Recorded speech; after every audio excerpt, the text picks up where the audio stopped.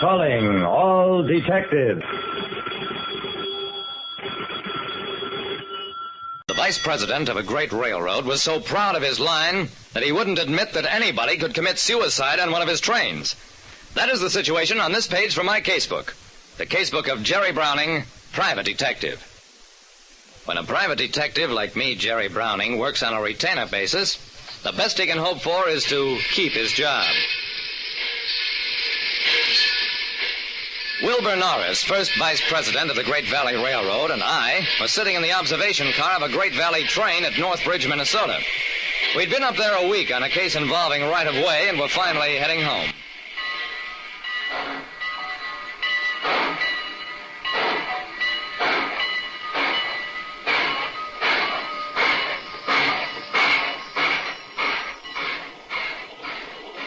About half an hour after we'd started... All tickets, please. I'm Wilbur Norris, conductor. Mr. Browning and I are riding on passes. Oh, yes, sir, Mr. Norris. I recognize you. Encouraged by Norris's smile, the conductor added, We've got a celebrity with us this trip, Mr. Norris. He's Dane Colby, the movie star. Just finished doing some location shots around Northbridge. Colby, eh? What space has he got? I'd like to meet him. The conductor hesitated. I don't think it's better, sir. Mr. Colby is traveling incognito. Norris shrugged, looked disappointed. The train and Pullman conductors passed us and a man seated alongside of me. The man spoke up.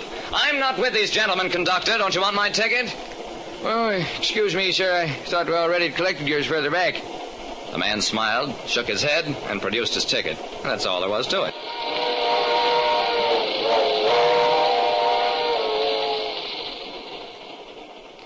At 6 o'clock, Norris and I had dinner, then retired to our double bedroom. About 10 o'clock... Hey, Mr. Norris, that movie star, Dane Colby, just jumped off the train into the Tuscaloosa River. While riding on one of the Great Valley Railroad's cracked trains, a movie star committed suicide. Absolutely, utterly preposterous. I do not permit suicides on my trains. Browning, find Colby. I am going to sleep. I shrugged. Yes, sir, Mr. Norris. There was no use holding up the train. If Colby did jump into the river, nothing could be done about it in that blackness. I set up investigating headquarters in the dining car. Who's Colby's car porter? Me, sir. Jose Gualdo. Jose, had you noticed whether Mr. Colby was agitated or behaved unusually in any way? No, sir. He didn't say anything much.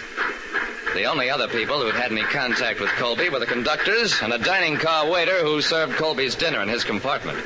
He ordered a good dinner, sir, and ate it, too. Gave me a fine tip, $5. I turned to the conductor. Did Colby actually identify himself as such to any of you? It developed that far from identifying himself, Colby had tried to keep his identity secret. Wore heavily smoked glasses constantly. Then how can you be sure he was Dane Colby? The conductor shrugged. Couldn't mistake him, Mr. Browning. Everybody knew he was on location at Northbridge. Besides, with that yellow hair and those freak sport shirts he wears, you couldn't mistake him. A man doesn't want his presence known, yet wears freak sport shirts. He eats a big dinner a couple of hours before committing suicide. I'm beginning to agree with Mr. Norris. I think Dane Colby, or somebody who wanted us to think he's Dane Colby, is still on the train.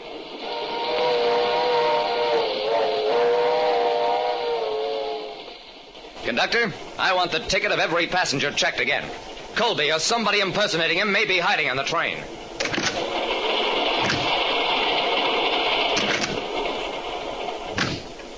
The conductor led the way back to the observation car, then started to work his way forward.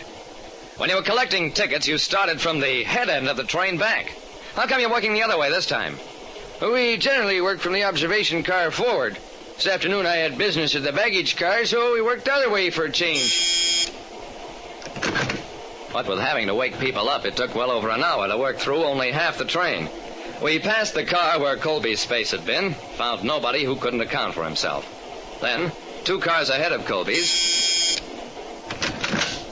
Sorry to disturb you, sir. We'll have to check your ticket again. The passenger was the man whose ticket the conductor had almost failed to pick up in the observation car. Conductor, this afternoon in the observation car, what made you think you'd already picked up this gentleman's ticket? Now, see here, I've been bothered enough. Here's my ticket and get out of here. Answer my question, conductor. The conductor wrinkled his brow. Mr. Browning, when we're working our way through the cars, anybody who passes from a section we've already covered in the direction we're working isn't stopped because we've already seen his ticket. But somebody going the other way has to show his ticket right then and there before he can get by us. I thought I remembered seeing this gentleman pass from the collected ticket area toward the observation car, but seems I was wrong. I can figure out a way which would make you right. I turned to the passenger. What's your name and business? Leonard Turner. I'm a director for Peacock Pictures. Mr. Turner, that means you knew Dane Colby, who disappeared off the train a little while ago. I'm sorry, but you'll have to let me inspect your baggage. Turner protested, politely at first, then violently, and finally tried to pull a gun on me, but I've been expecting that. Yeah, I found the yellow wig and the freak sports shirt in his valise. Colby never had been on the train. Turner admitted that he'd killed the star and buried his body near Northbridge because Colby, a fading star, had blamed Turner for his poor work and had the director fired. So Turner killed him, buried his body, and then tried to establish Colby's presence on the train as a build-up for a phony suicide. Later, I tried to explain to Norris the reasoning that trapped Turner. You see, Mr. Norris, Turner had a room in his own name up ahead of the space occupied by Colby. He knew the conductor worked from the head end of the train backward and figured that he'd surrender his ticket as Colby, then walk past the conductor and discard his disguise before the conductor got to Turner's space. It was Turner's tough luck that for once the conductor reversed his usual procedure. The only thing Turner could then do was remove the Colby disguise and go on back to the observation car. But the conductor noticed him passing and assumed that he'd already collected Turner's ticket. Browning, I haven't the slightest idea what you're talking about. However, I said nobody commits suicide on a Great Valley train, and I was right. Why did it take you so long to solve such a simple matter?